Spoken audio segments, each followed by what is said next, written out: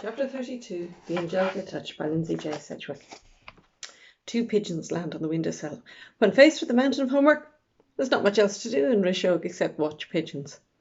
But naturally, my pigeons don't just sit and coo in a calming way. No, they start dancing. The big one puffs out his feathers and tries to be huge, ducking and diving like a toreador in a pigeon suit. They get real close and personal. If I didn't know better, I'd say they are seriously making out on my windowsill. Pigeon number 1 turns to eyeball me. Your mom, when she gets a fella, cute ass, nice pecs, randy as a hornet of wasps, you'll have to listen to this all night long. I leave them to it. Mum's in the office downstairs. Mum? You okay? She looks up from the accounts. Sure. I fiddle with the whales on her desk, putting them into pairs for good luck. Chris must have been leaving them here bit by bit. All told, she has a school of them. If you bring someone back, can I go to Kitty's? I won't. But if you do, we're a long way off that, Angel. But down the line or something, just the first few times or something, so until you know he's a keeper. I won't let any man make you feel uncomfortable in your own home or anywhere else, says Mum. Besides, I'll be relying on your judgment. Oh dear. We'd also have to sneak past Chris first. She's right. He has been a bit overprotective lately. Kitty's blind daters have arrived. The town is buzzing, and where am I? Stuck helping Mum in a hotel. A new group of walkers have arrived, and it's quite a sight to see Guppy working a crowd. But when the last few arrive into the lobby, she disappears, leaving me to take over. Figuring something isn't right, I start Jonas off on one of his stories while Chris makes hot ports and track Guppy to her apartment. The contents of her carpet bag are emptied across the big table, but she's just sat there, staring at them. What does it say? Instead of responding, Guppy gathers all the pieces back into the bag and pours them out again. Does it say we'll all be millionaires? Everything in here, she says. The bottle tops, the twigs, the bits of water-washed glass. I collected for Teddy, or he collected for me. It was a game, you see, to give each other meaningless objects and invest them with meaning personal to us. Was it that man, I say, the one who arrived last? By way of answer, she lifts a cork. This was the wine he said we'd have for the christening of our first child. He looked like Teddy, didn't he? She puts the cork back into its place before answering. Not really. It was only the way he walked. Suddenly, Guppy sweeps everything onto the floor violently. As I bend to scoop them up, however she feels now these are important to her, she strides over to the window. He said he'd come back. She pulls her hair into a knot and wraps her arms around herself as if she's cold all over. Dead or alive, I'll come back, he said, but he hasn't haunted me once. I've said terrible things to make him come back and haunt me, and if that means he isn't dead, why didn't he come back? I've never heard her talk this way. It scares me to see how hurt she is. Maybe it wasn't possible. He must have wanted to. Oh, please let him get in touch and be alive and missing her even as half as much as she missed him. If he has to be dead, please let someone get in touch and say that he died with her name on his lips, trying to get back. You're very sweet, Angelica, she says, but you don't know anything of the sort. She walks slowly to her bedroom. Guppy never walks slowly. Ask Chris to tell the group I'm a little unwell and I'll see them in the morning. I'd rather stay with you. I'm not in need of babysitting yet, Angelica. Now she's grumpy. As soon as I fix one of the grown-ups in my life, the grumpy bug transfers to the next. Compared with Mum and Guppy and Chris, teenagers get an undeserved bad press. I will escort them to the Labadrouche at 10. Don't worry, dear. She gives me a sad smile that doesn't reach her eyes. Guppy never sinks for long.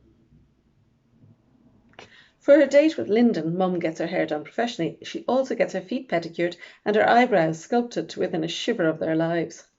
I don't get this. It's not a good look. Do it enough and you look permanently surprised, like a shaved wolfhound. Grace says she's doing all this grooming to keep her nerves at bay, so I lend her my lucky whale amulet before she bankrupts us and see her into the taxi. I leave maths spread out on my desk so it looks like I've just stepped out, if Mum gets home before me, and head for Simon's cafe. If Lyndon doesn't work out, I want her to be inundated with wannabe dates when she gets home. But Simon takes me aside almost as soon as I arrive in. You got a message? Who said you could check my mail? As long as we're doing this website, he says, moving me towards the back room away from customers who might overhear. This place is far too busy and noisy. It's one of the venues Kitty's blind daters meet in. Given the number of people you've already told that when you promised to tell no one. Cue Grace. I'd swear she has a hidden camera on the door of this place so she knows when to arrive. Simon, Mum says to warn you there will be 2 blind dating couples at 2:30, 4 at 3 and 2 of them at 4:30. I click open my inbox. Edward J. Banner. I hope you're not using the site yourselves, says Simon. Either of you. That'll be dangerous and illegal. If I didn't know better, I'd say Grace looks sheepish. But I barely registered. Teddy has replied. He's alive. Simon, I'm not. This is Guppy's man. He's alive and living in Wisconsin, and he wants to know who's looking for him. Okay, so I could write back and say, why didn't you come back for Guppy? But that might scare him off.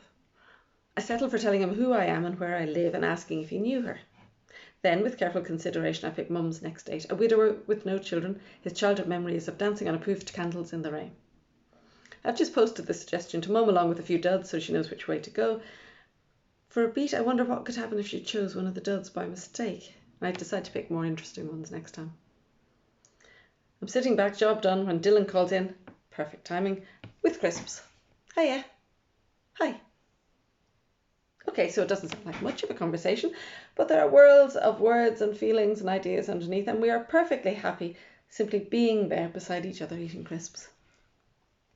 Until Simon barges in, ruffling Dylan's hair the way he hates. Your mum just flew past in a Garda car, he says. Can't be her. She's on a date in Gorman's garden centre, I say. In other words, go away, not interested in Mum right now. Sorry, but it was definitely her, says Simon. When I roll up at the hotel 20 minutes later, Mum's bent over the computer in the office, dangerously determined. She's muttering too, this is never good. Sounds like normal, normal, normal. Hey, how'd it go? She doesn't answer. So where are the flowers? There have to be flowers. Surely he bought you flowers. Do you know why we met in a garden centre, says Mum. He wanted to show me the only tea maker that can make 8 cups of perfectly lukewarm tea from 1 tea bag. Of course, you could stretch it to 9, but then the grains would get in and damage the motor. What has this got to do with a garden centre or that date? Well, isn't that an interesting question, she says. See, if it wasn't for that tea maker, Mummy's little Lyndon would never have been conceived. It was never his real name. It surely was. Lyndon Mary Moore. So, they sell tea makers in the garden centre. I'm really confused now. Oh no, says Mum, that was why he brought binoculars along. Of course, little naive me thinks he wants to look at the plants in more detail. What's the harm? Except that what we were really doing was playing peeping Tom at the window of his ex. The tea maker in question was on her bedside locker. A wedding gift, apparently. She called the police and had us removed. She looks at me deadpan. I think there should be a law against tea makers. Then she laughs, but it's sharp enough to cut glass. Angelica, am I a freak? Of course not. Then surely I should be able to meet one man who's relatively normal.